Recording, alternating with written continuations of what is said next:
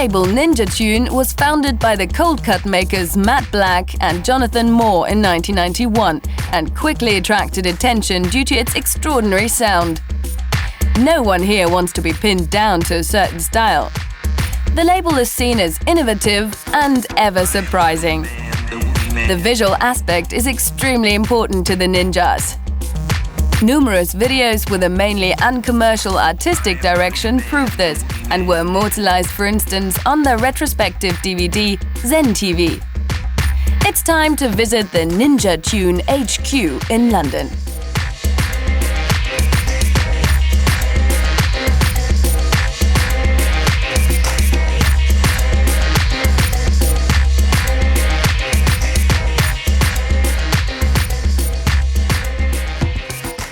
Matt and I started Ninja Tune really as an escape mechanism from the problems that we'd found and encountered in the business. So most people probably know of Cold Cut and our early successes with Lisa Stansfield and Yaz, etc. We'd had a lot of hits, but like a lot of bands, we'd become disillusioned really with the record industry, with the way they just wanted you to continue to make the same kind of music until people were exhausted of that and try and milk that kind of idea for as long as possible. So the record company wanted us just to continue making records like The Only Way Is Up and Doctoring the House, and we weren't happy to do that. Ninja Tune 新しく発売された Ninja Tune からのコールドカット DJ セット、自分の好きな DJ ミックスを持ってきて、これらのリアリスティックなアクションフィガーとターンテーブルとミクサーとヘッドフォンとレコードボックス、よく見てみて、このアクションフィガーを動き回るボディパーツ、これはまさに Get to the Party Jumping! Gone to Japan on tour with Beats International with Norman Cook and Lindy Layton, and had a great time really. It was an amazing culture shock, a change of scenery, change of scenario, and got into the whole kind of ninja vibe.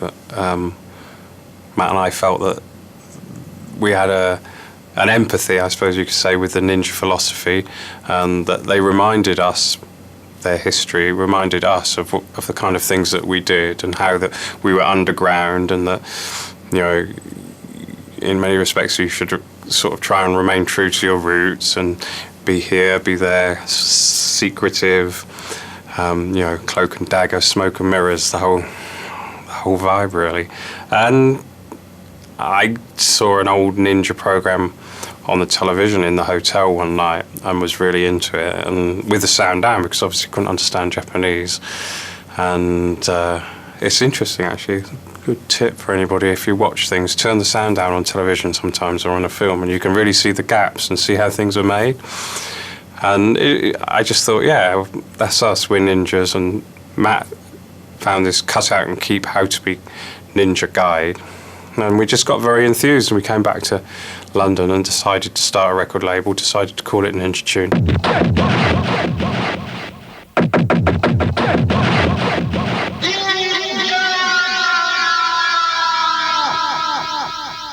We wanted a space in which to stretch out and try different things. You know, the idea of making The Only Way Is Up for the next 10 years just didn't appeal to Matt and I. And we'd been rushed in some respects into the whole sort of thing in such a blur of creativity and madness. And we'd gone from being two London DJs to being pop stars, and it all felt a little odd. So we just wanted some breathing space, and as we've described Ninja many times really since, a multicoloured escape vehicle.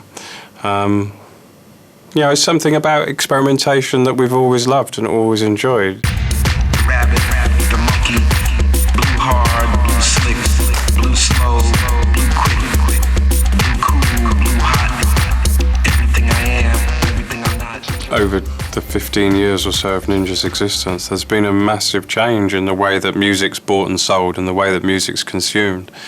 And the industry at the moment is in an interesting position. You know, it's sink or swim for some people. I think there's going to be a good business there in 5 years' time, but it's a question of managing to achieve that business and navigate a path through what are very choppy waters at the moment. But, you know, we've got a big warehouse out there which is full of vinyl and full of CDs. I personally think that probably in 5 years' time the CD will be a dead dodo. Vinyl will still be there, you know, as a kind of limited thing, as an interest thing. And actually, you know, I do find young kids, if you don't mind me calling you that out there, are actually still into vinyl, which is great. You know, it's something that I still love. I can pick up, I can feel. Whereas CDs, are fantastic, but they're dead. You know, and the MP3 thing, that's is the way forward. Digital downloads, whatever you want to call it, that's the way forward, and it is happening. And you know, it's healthy from a lot of reasons. It's healthy because it's less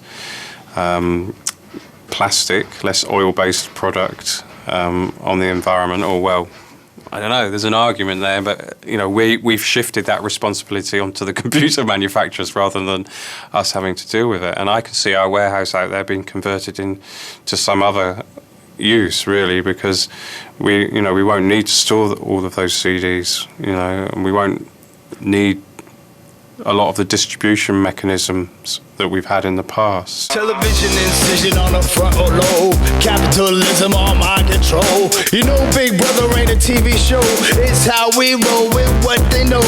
Reality bites me comfortably, inducing you into watching me, watching you, watching we, methodically. Panoptic sheep stay sleeping, peeping.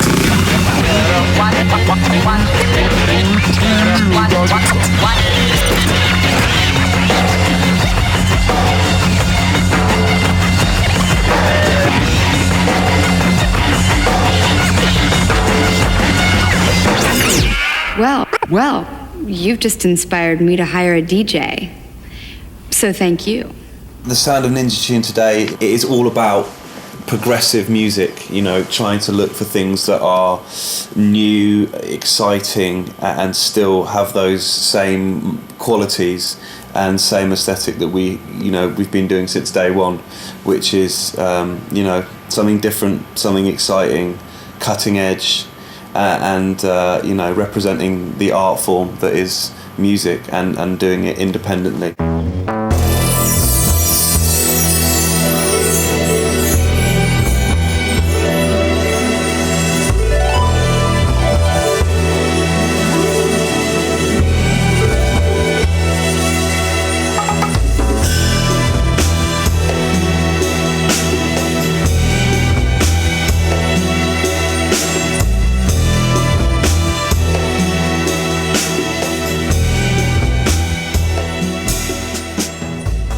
A little bit when Ninja started and people, you know, thought it was about trip hop, or they thought it was about instrumental hip hop, or whatever you wanted to call it, and I think a lot of people almost didn't listen to a Ninja release. They just sort of take it as a Ninja Tune release.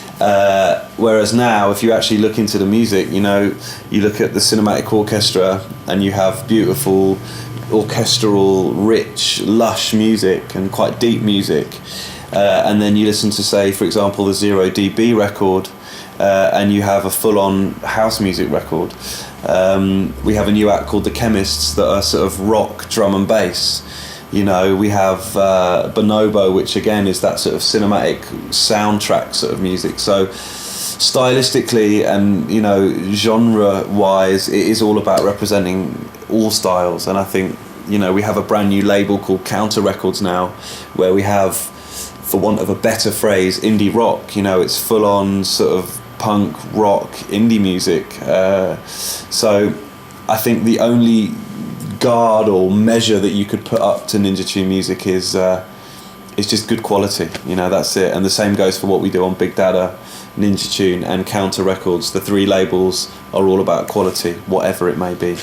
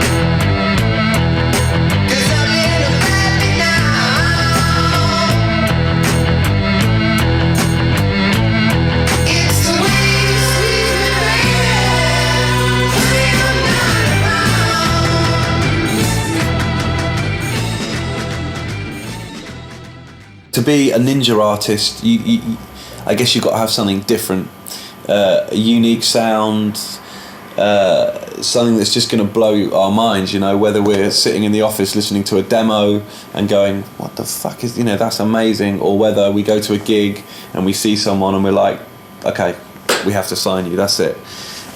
It just has to blow us away and then hopefully blow other people away. You know, we're not just about following what is trendy or what is supposed to be cool. We'll find it and it finds us, and yeah, you've just got to be original basically, so.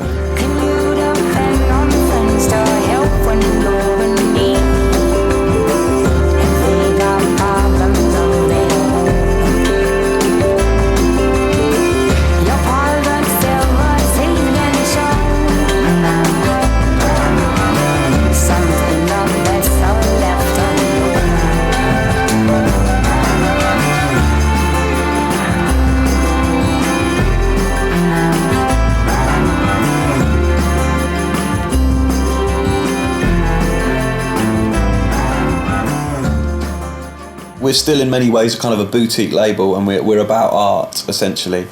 So videos and the visual aspect of music is really important. You know, led by Cold Cut from day one. Matt Black is at the cutting edge of doing that, and a big part of their live show is the visual aspect. And a big part of a lot of artists we have, you know, Hexstatic and Scalpel, and all artists, if they're not representing themselves in a video, then their live show has a visual aspect to it, whether it's VJing or some kind of pre-made film. You know, the cinema, from the cinematic orchestra to Hexstatic, two completely different kinds of shows, but both with a massive, you know, angle on the actual visual representation. So, yeah, the visual thing is really important to us.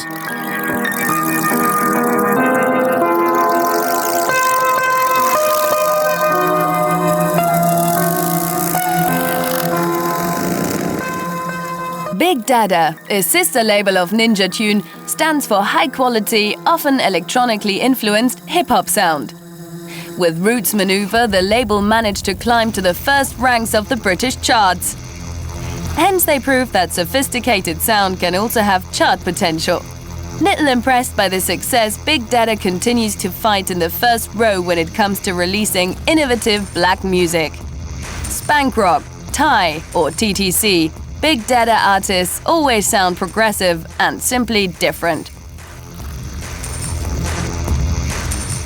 Big Dada is a sister label of Ninja Tune.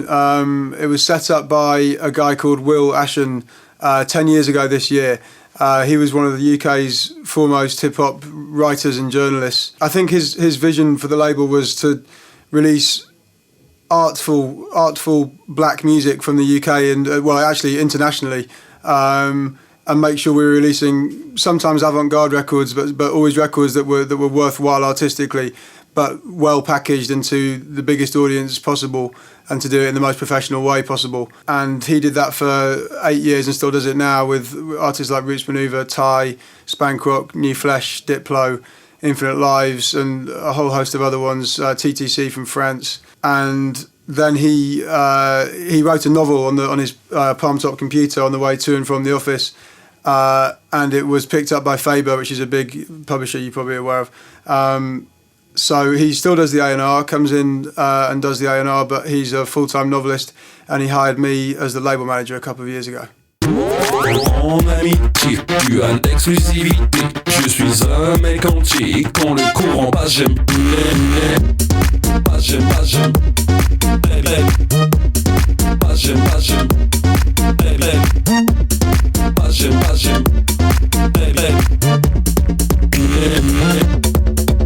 The albums are the things that we really care about and really take seriously. I mean, the albums are where you make your money, but the albums are also where the creative, where it's a body of work where an artist is expressing themselves as an artist.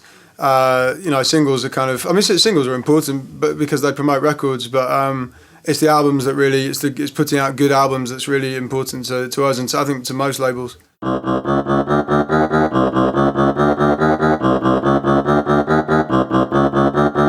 Who's got lyrics? Who's got bars? Who can stay up in the sky like stars? Who keeps spitting the bars and don't run out? We're the last of the old school stars. I've got lyrics, I've got bars. I can stay up in the sky like stars. I keep spitting my bars and don't run out. We're the last of the old school stars. boat and I'm gonna roll this. Everybody knows I'm a war survivor. Tell a boy saying he's linked cause I'm a driver. Flow so tight that they call me the miser. I be in a manner like crinkled up fibers. F these pricks ain't even on my level here. F the beef outside, let's settle here. So who's got lyrics? Who's got bars? Who can stay up in the sky like stars? Who keeps spitting their bars and don't run out? We're the last of the old school stars. I think Will and myself, we get excited by people doing new things, and that's where the art happens, isn't it? I think anything regressive tends to not sound as interesting. Old school records were interesting when old school was new school. So I think for us, I mean, you know, we put out sometimes more records that could be described as more traditional. I mean, Ty makes kind of straight hip hop in a way, but even then he has given it a very unique kind of British edge, and his production techniques are very high quality, and he sounds contemporary, and he's got lots of little, you know, flourishes in there that make it sound new. So yeah, I'd say the forward thinking is a big phrase for us, definitely. Mind weight, ready, walk, roads, and many sign distraction, many find time for tabby bye-bye. Me or mine, my or me, is it so simplistic? Child's play, man's play, could it be sadistic?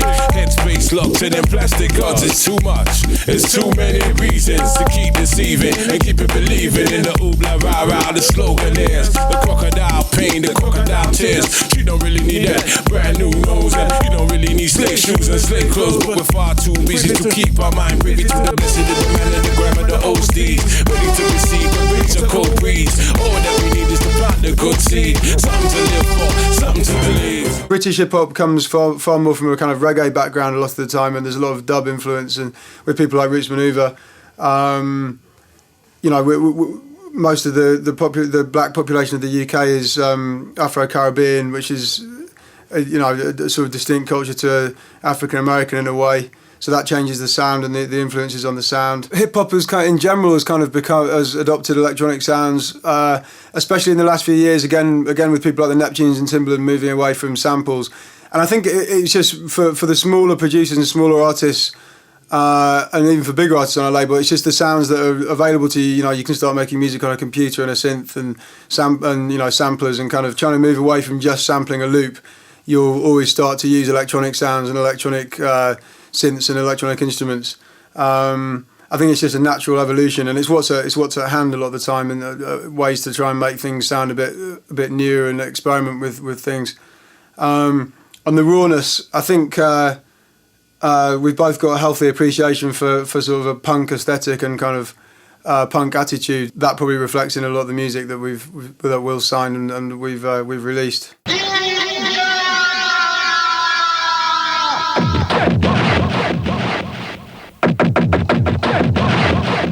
I know you like music. Here is a gift. It is yours. I cannot accept it. I want you to have it. But before you go, please play some music for me. Yes, Master.